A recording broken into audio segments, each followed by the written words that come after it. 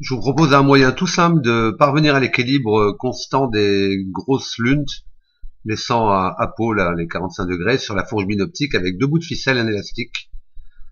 Il faut commencer par voir qu'avec ces oculaires, on a une zone bas sur l'horizon qui est un petit peu déséquilibrée, puis quand on monte très haut aussi complètement. Il faut d'abord chercher le réglage le plus doux des freins qui permet de garder une stabilité à l'horizontale, parce que c'est la moins difficile à obtenir, c'est là qu'on a le moins besoin de freiner.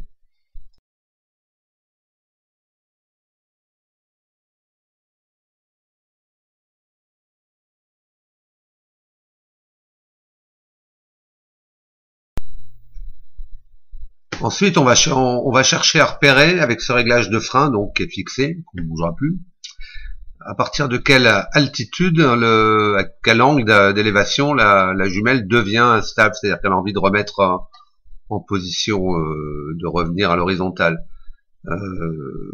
Cet endroit-là, on va le déterminer et on va ensuite regarder à quelle hauteur de la colonne ça correspond par rapport aux yeux. On va déplier la colonne jusqu'à ce qu'on ait les yeux en face des oculaires, à cet endroit où la stabilité s'arrête.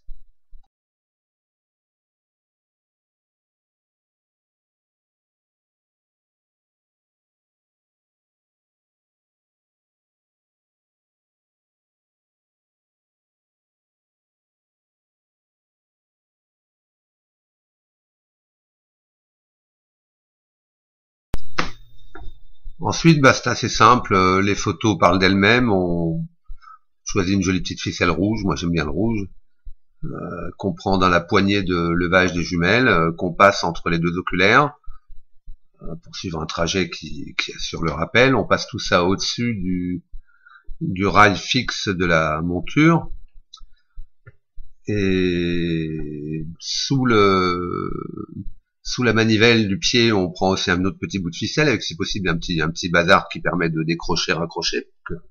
Je vais refaire les nœuds quand on veut démonter tout ça.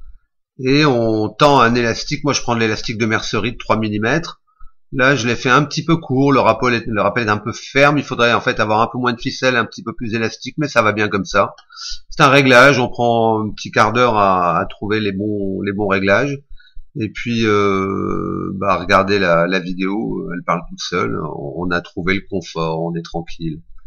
On peut observer sans plus se préoccuper de devoir trop serrer les freins pour garder une posture, parce que quand on serre trop les freins, mais évidemment, ça nuit à la fluidité du suivi et du mouvement. Voilà, ça c'est fait.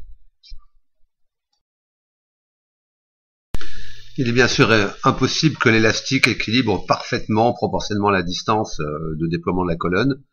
Et c'est tout l'intérêt d'avoir les freins fluides de la monture binoptique. C'est que justement le petit freinage donne la marge de manœuvre nécessaire pour avoir, disons, une plage de 15-20 degrés qu'on peut jouer en ayant plus ou moins de tension dans l'élastique sans que ça pose de problème.